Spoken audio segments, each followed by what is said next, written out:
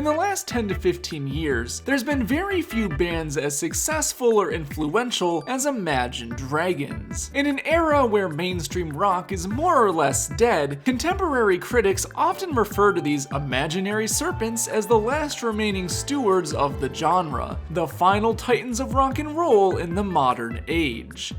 Of course, if you have properly working eardrums, you likely are frothing at the mouth right now to call that a bunch of baloney. Imagine Dragons, a rock band? Yeah, and chocolate cake is my favorite vegetable. Despite being considered an arena rock band by most of the mainstream music industry, the general population have been quick to push back on this idea since nearly the beginning. Even their earliest hits, like Radioactive and Demons, lack the sort of instrumentation that you'd normally expect from the genre, relying on explosive hip-hop beats and polished glossy studio production rather than live guitar playing and drumming or, you know, just sounding like a band performing music together in any capacity. Their songs are a little bit rock, a little bit pop, a little bit hip-hop, a little bit electronic, a little bit of everything. And this mishmashing of popular genres allows them to theoretically appeal to everybody. In practice, however, it's kept them from connecting with audiences on a deeper level. And as a result, they've taken Nickelback's spot as the punching bag of modern rock music, increasingly criticized for thriving off of corporate mediocrity. I was only 13 years old when Imagine Dragons first blew up.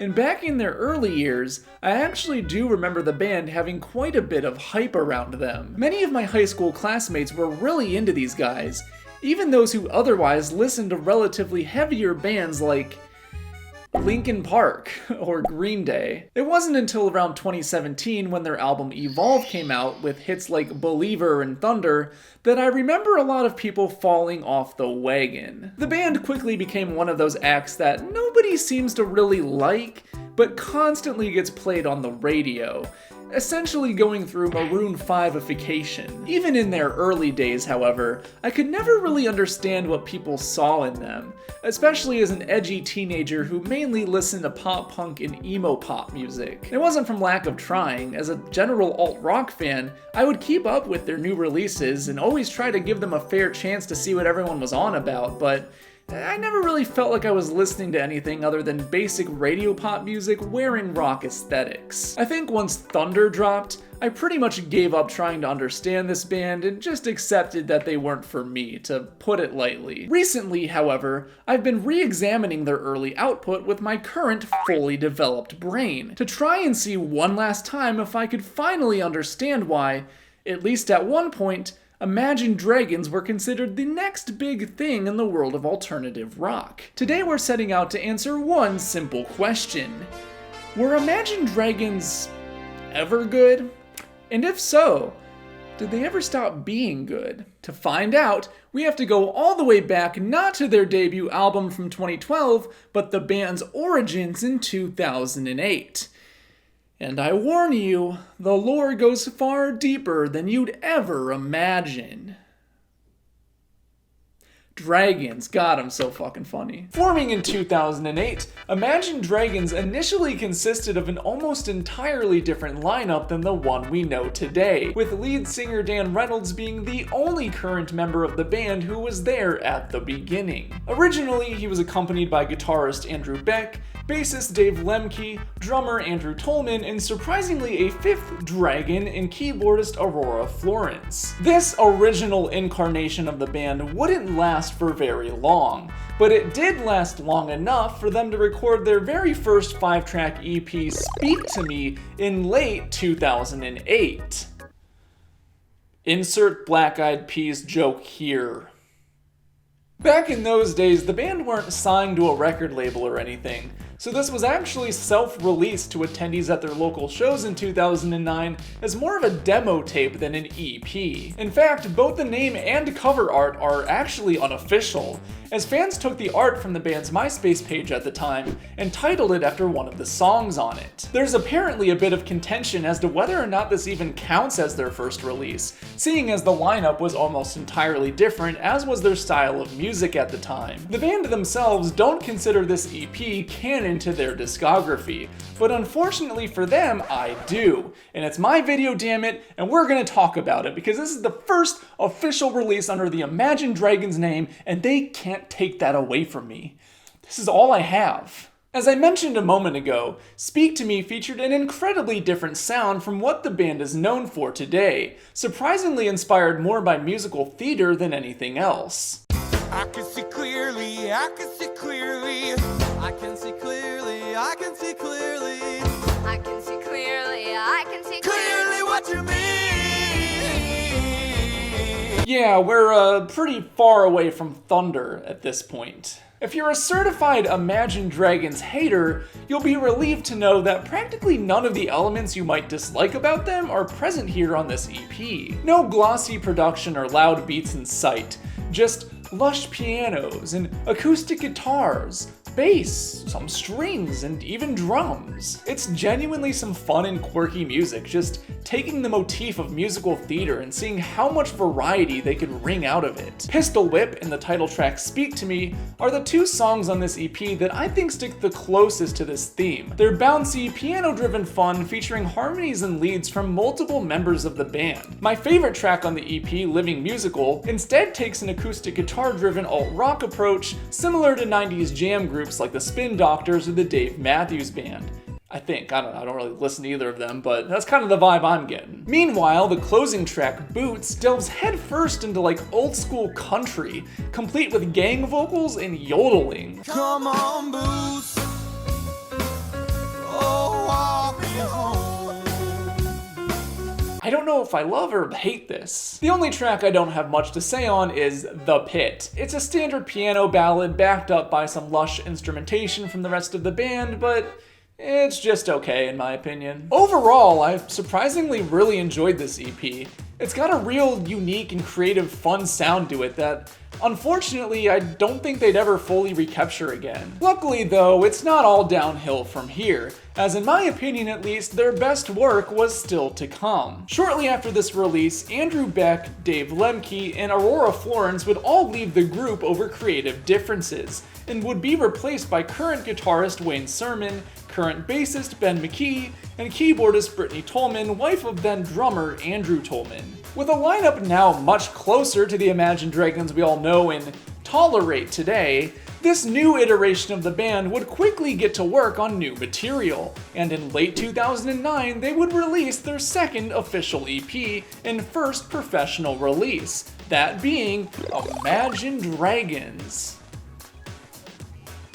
Imagine me dragging these nuts. This 5-track EP was a noticeable musical evolution from their roots, yet still a far cry from the sound they would eventually become known for. Trading in acoustic guitars for electric guitars and pianos for loud synthesizers, this release threw out all of the musical theater influence and instead focused on a heavier, more dance rock oriented sound. In fact, if I had to compare this release to anything, I'd say it reminds me of the Killers' debut album Hot Fuss. I know that comparing these two bands in any capacity is gonna ruffle some feathers, but I genuinely think it's more than applicable here. It's got the same vibe of combining heavy electric guitars with synthesizers and dance rock grooves, and they execute it in a very similar way. In fact, the track Uptight specifically sounds almost identical to the Killers track On Top, to the point where if either of these two songs were remotely popular, there likely would have been a lawsuit.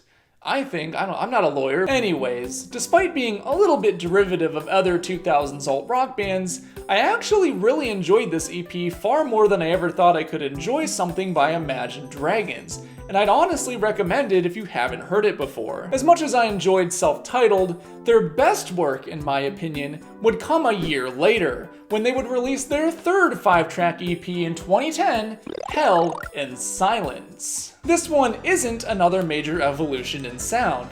Instead, it's a refinement of what came before. I think the biggest difference I noticed here was the more professional sounding production. The drums sound a lot thicker and fuller, and the guitars and synthesizers feel perfectly balanced in harmony, unlike the prior EP where it felt like every instrument was kind of battling for the front of the mix. Otherwise, this is basically more of the same dance rock and indie rock sounds from before, but executed a lot better songwriting-wise. This is also where we first start to see some songs recognizable to fans of later Imagine Dragons, as track 3, Hear Me, would be re-recorded for their debut album Night Visions, and track 4, Celine, would also be re-recorded for it as a bonus track. While Hell in Silence is their best work in my opinion, their 4th EP from the following year has to be a close second for me. 2011's It's Time is the biggest collection of songs we've talked about thus far, clocking in at 8 tracks long instead of the usual 5. The band also chose to work with a producer for the first time, enlisting the help of indie rocker Brandon Darner, who you might know from this EP. Yeah, Imagine Dragons are the most high-profile act he's worked with, unless you count his 1-year stint as a touring percussionist for Slipknot in 1998. Apparently. Anyways, Darner's influence definitely sparked a slight change in sound, as this EP features a more mature and refined indie rock style, as opposed to the more Killers-influenced dance rock of before. Technically, this evolution started on Hell in Silence, but it's more pronounced here. It's Time features a couple more songs that would go on to be re-recorded for or included on various versions of Night Visions, most notable of which being the title track, It's Time. This is probably the first song we've gotten to that many of you are familiar with, as it would be re-released as their debut single a year later, becoming one of their first big hits in the process. It's definitely the odd one out on this EP with its folksy acoustic guitars and stomp clap beats, as the remaining 7 tracks all continue the electric guitar-oriented alt-rock sound that they've been known for up to this point. Still, I do love It's Time, and I consider it to be their best hit song. Even back in my teen years, I've always held a soft spot for this song in my heart, and believed it to be one of the very few Imagine Dragons hits that could reasonably be considered alt-rock. And now I know why. It's from their early releases. So what happened? When did Imagine Dragons go from being an actual indie rock band focused on tight-knit performances between band members to the overproduced pop act of today? Well, unfortunately, right now. Not now, but you know, now in the story. The It's Time EP was successful enough to finally get the band signed to a major label, but with that change came the departure of Andrew and Brittany Tolman, who wanted to stay behind in Utah to start a family. Andrew would be replaced with current drummer Daniel Platzman, and Brittany would briefly be replaced by keyboardist Teresa Flaminio, although this would not last long as she too would soon leave the band before anything was recorded with her. With that, we finally landed on the modern Imagine Dragons lineup, and not too long after would come a massive change in sound. For their 5th EP, 2012's Continued Silence, the band would team up with English hip-hop producer Alex Kidd to produce the project. Alex Da Kid, my bad. Alex's involvement essentially overhauled their sound completely, pushing the guitars and instrumentals into the background, and instead building the songs around ginormous hip-hop beats, or drums produced to sound like ginormous hip-hop beats. This is also where their songs became far more anthemic and arena-ready, losing a lot of the personal touches that made their early work stand out. Continued Silence basically acted as a lead-in to their debut album that year, Night Visions, as the first 4 tracks are the 4 hit singles from the album, and the last 2 would be included as bonus tracks on various deluxe editions. The only song on this EP not produced by Alex Da Kid was It's Time, left completely intact with Brittany's backing vocals and Andrew's drumming. Like I said, It's Time was the odd one out on their last EP, and it's the odd one out here too, although this time for being a little too close to their alt-rock roots. While Continued Silence was the birth of modern Imagine Dragons, they would still continue to retain some of their indie rock roots for at least their first 2 albums, those being 2012's Night Visions and 2015's Smoke and Mirrors. While the big hit singles on those records would continue to be produced by Alex Da Kid and feature the same sorts of bombastic sounds we associate with the band, many of their deep cuts would still be produced by Imagine Dragons themselves, and those tracks would tend to stay much closer to their earlier sound. This is especially true on Night Visions, since like I mentioned, quite a few songs from their early EPs would be re-recorded for or included on various editions of the album. I can definitely see why people considered them a rock band early on, even after they first went mainstream, as when you look past the overproduced hits, many of their deep cuts on those first two albums do have a more personable alt-rock edge. They struck a balance between releasing anthemic overproduced pop rock and more intimate band-oriented songs, which managed to appeal to both audiences early on. Unfortunately, by the release of their 2017 album Evolve, these roots would be fully scrubbed out as the band went all in on the sound that made them successful. Big rock vocals over booming hip-hop beats and glossy studio production that drowns out any interesting instrumental performances. Around this time, they would begin collaborating with Swedish pop duo Mattman and Robin as their primary producers, known for working with giant pop stars like Selena Gomez, Taylor Swift, Ellie Goulding, Pink, the Jonas Brothers, and many, many more. As a result, their sound became even poppier and more homogenized than ever before. Like I've said, songs like Believer and Thunder were kind of the tipping point when people really started to hate Imagine Dragons, cementing their position as the new punching bag in modern rock. I don't really have much to say on anything past this point because, at least in my opinion, every album that's come since has sounded more or less the exact same. And trust me, I've listened to a good amount of songs off of each of them. Their upcoming album Loom is once again confirmed to be produced by Mattman and Robin, and the one single we've gotten off of it so far, at least at the time of me recording this, sounds to me like every single Imagine Dragons song I've heard off their last 4 records at this point. So what can we take away from all of this? Old Imagine Dragons good, new Imagine Dragons bad? Well, kind of, but that's not really why I wanted to make this video. I don't know if you guys have realized this, but calling Imagine Dragons mid is probably the coldest take you could drop on the internet. I actually think that the members of Imagine Dragons are far more talented than people give them credit for.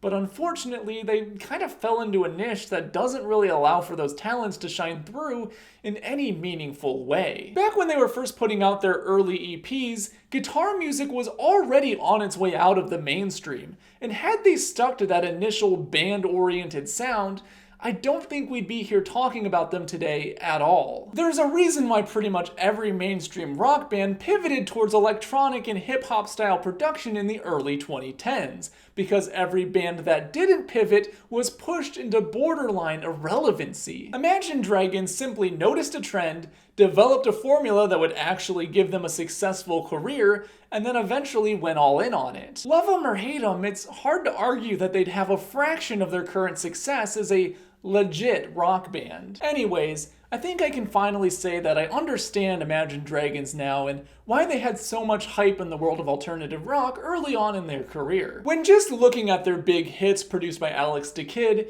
it's easy to write them off as some hack band writing music for car commercials or whatever, but when you actually look into their early history and even some of the deep cuts on those first few albums, you'll start to notice a much broader picture being painted. Imagine Dragons mostly aren't a band that makes music for me, and that's okay.